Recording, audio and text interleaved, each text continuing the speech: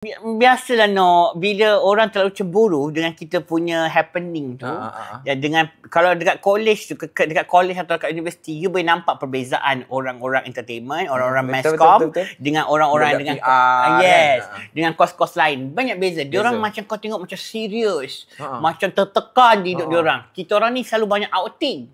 Sebab nak buat rekod outdoor, nak kena pergi untuk dapat tiket free pergi AJL. Dulu mak dapat pergi AJL masa student lagi. Zaman student lagi. Dia orang undang untuk praktikal pergi AJL.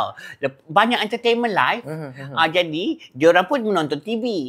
Jadi tak nak dia orang tahu yang kita pun dalam aliran itu. Jadi dia orang rasa cemburu. Sebab itulah dia orang keluarkan statement macam, oh, kos ni bising lah, kos ni banyak sangat pakai duit lah. Ataupun dia orang kata, contoh, I selalu dengar yang ni, I rasa tak baik dekat yang tu. I banyak selalu dengar macam ni. Kalau contoh budak ni dia cemerlang, oh, masscom tak susah. Tak kesi. Kau ingat senang ke? Aku suka duduk depan kamera sekarang ni pun kau susah nak bercakap. Kau cakap kos ni senang. Kebanyakan cuba you bantai dia orang sikit.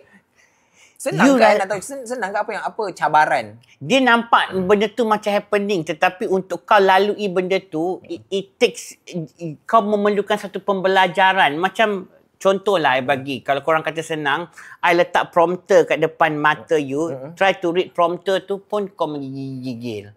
Kau tak boleh nak kejar prompter tu. Berbelit-belit dah lidah kau. Berbelit-belit dah, biji mata kau dah ke kanan dah baca benda tu.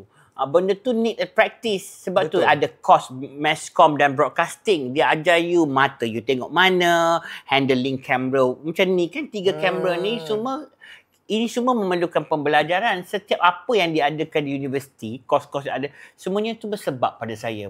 Jangan nak memperlekehkan setiap kos. Even orang kata seni tarian pun orang pandang benda tu macam